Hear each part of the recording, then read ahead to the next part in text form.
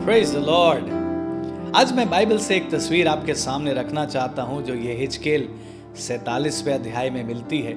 बड़ी मशहूर वो घटना है, बड़ा मशहूर वो हिस्सा है। वहां लिखा है, मंदिर से एक सोता बह रहा है और जैसे जैसे उस सोते को आगे नापा गया वो और गहरा होता गया। याद है आपको, पहले टखनों तक जल था, फिर घुटने तक आया, फिर कमर तक आया और उसके बाद एक ऐसी नदी हो गई जिसे कोई पार नहीं कर सका। वो जल बढ़ता गया ना, बड़ा इंटरेस्टिंग है। वो जल जैसे जैसे आगे जा रहा बढ़ रहा। और फिर लिखा है, जहां जहां वो सोता गया वहां वहां जीवन आ गया, वहां वहां लाइफ आ गई। वहां मछलियां होने लगी, वृक्ष होने लगे, फल लगने लगे। राइट, बहुत ब्यूटीफुल एक तस्वीर है। और ये सोता बहुत तरीके से डिफाइन करते हैं लोग। परमेश्वर की उपस्थिति है, पवित्र आत्मा है, परमेश्वर का जीवन है जो जहां जहां बहेगा वहां वहां वो चंगाई लाएगा, वहां वहां वो लोगों को हील करेगा, लोगों की जरूरतों को पूरा करेगा। अबंडेंस भी दिखाई देती ना, बहुत सारी बरकतें हैं, बढ़ोतरी इसमें दिखाई देती। लेकिन उस बड़े खूबसूरत हिस्से में पढ़ते पढ़ते 11वां पद मुझे अक्सर मेरा ध्यान कहीं और ले जाता है। मैं 11वां पद पढ़ रहा हूं। लिखा, परंतु ताल के पास जो दलदल और गड्ढे हैं उनका जल मीठा ना होगा, वे खारे ही रहेंगे। जब भी मैं इस पद को पढ़ता हूं मुझे अचानक से एक तस्वीर दिखाई देती है। जहां जहां ये सोता जा रहा है हर जगह जल मीठा हो जा रहा है, जीवन आ जा रहा है, फलवंतता आ रही है, अबंडेंस आ रही है। लेकिन वहीं पर कुछ ताल हैं और कुछ गड्ढे हैं जो मीठे नहीं हो रहे, वो खारे ही रह जा रहे। और मैं सोचता हूं ये तस्वीर है तमाम उन लोगों की जिनके पास से सोता बह रहा है। आप बात को समझे, जिनके पास परमेश्वर के काम हो रहे हैं। मे बी उनके घर में ही परमेश्वर के काम हो रहे हैं, उनके चर्च में परमेश्वर के काम हो रहे हैं, उनके पड़ोस में परमेश्वर के काम हो रहे हैं, लेकिन वो खारे के खारे ही हैं। वो उससे लाभ नहीं उठा पा रहे हैं, वो उन बरकतों को एंजॉय नहीं कर पा रहे हैं। और मैं सोचता हूं इसका शायद कारण ये है कि ये जो छोटे छोटे गड्ढे और ताल है ना, जो दलदल हैं, जो खारे ही रह गए, ये अपने को सोते से मिलाने के लिए तैयार नहीं हुए। अब बात समझिए, सोता तो बहुत बड़ा है और वो जैसे जैसे आगे बढ़ रहा है और स्ट्रांग होता जा रहा है, और डीप होता जा रहा है, और पावरफुल होता जा रहा है। आमीन। लेकिन ये जो छोटे छोटे ताल और गड्ढे हैं ये क्यों खारे रह गए? क्योंकि इन्होंने कहा नहीं, हमको सोते से कनेक्ट नहीं होना, हमको सोते से मिलना नहीं है।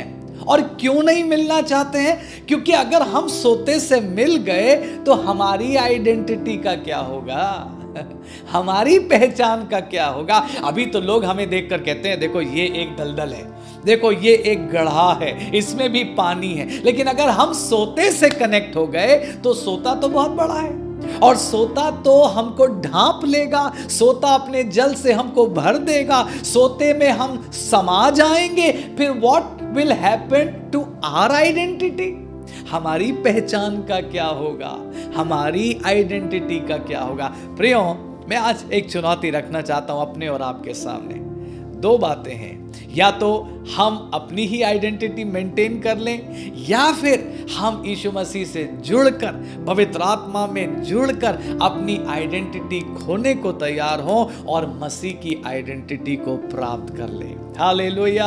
आपको याद है यीशु मसीह ने सिखाया, जो अपने को बचाना ही चाहेगा, अपना ही लाभ चाहेगा, वो नुकसान उठाएगा।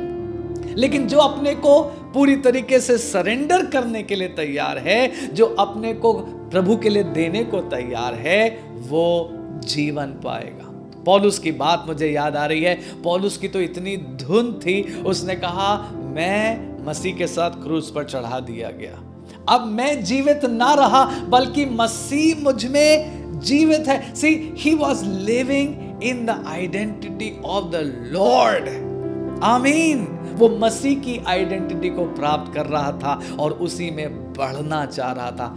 मैं आपके सामने चुनौती रख रहा हूं, क्या आपको अपनी आइडेंटिटी की ज्यादा चिंता है, या आप तैयार हैं परमेश्वर के काम से जुड़ने के लिए, परमेश्वर की उपस्थिति से भरने के लिए, यीशु मसीह में होकर काम करने के लिए? आमीन। मुझे एक प्रभु के दास की सिखाई गई एक बात याद आ रही है। उन्होंने कहा, there is no limit to how much God can use you if you do not worry about who gets the credit.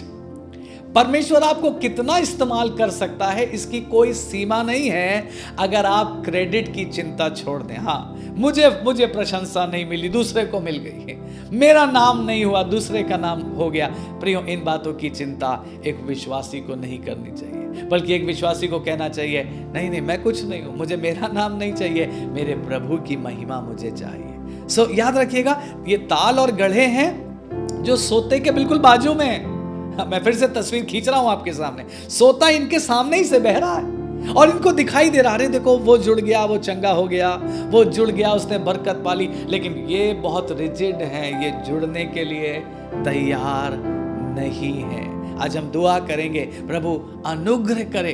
अगर कोई भी हमको देख रहा है इस वीडियो के माध्यम से और परमेश्वर के इस वचन को सुन रहा है, काश आप भी तैयार हो जाएं यीशु मसीह में जुड़ने के लिए, यीशु मसीह के प्यार से भरने के लिए और उस बरकत को पाने के लिए जो मैं और आप अपनी ताकत से नहीं कमा सकते, लेकिन सिर्फ और सिर्फ प्रभु में, यीशु में वो बरकत और वो ताकत हमारे जीवन में जारी हो सकती है। प्रभु अनुग्रह दे, मैं और आप अपनी आइडेंटिटी की, अपनी पहचान की ज़्यादा चिंता ना करें, प्रभु में जुड़ने के लिए तैयार हो, इस बात में आनंदित हो।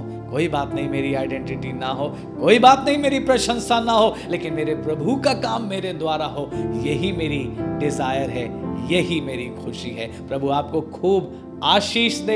इस वचन के द्वारा प्रभु अपने पास आपको खींचे, अपने प्यार से भरे और अपनी पहचान से प्रभु आपके जीवन को भर दे। प्रभु आपके साथ हो।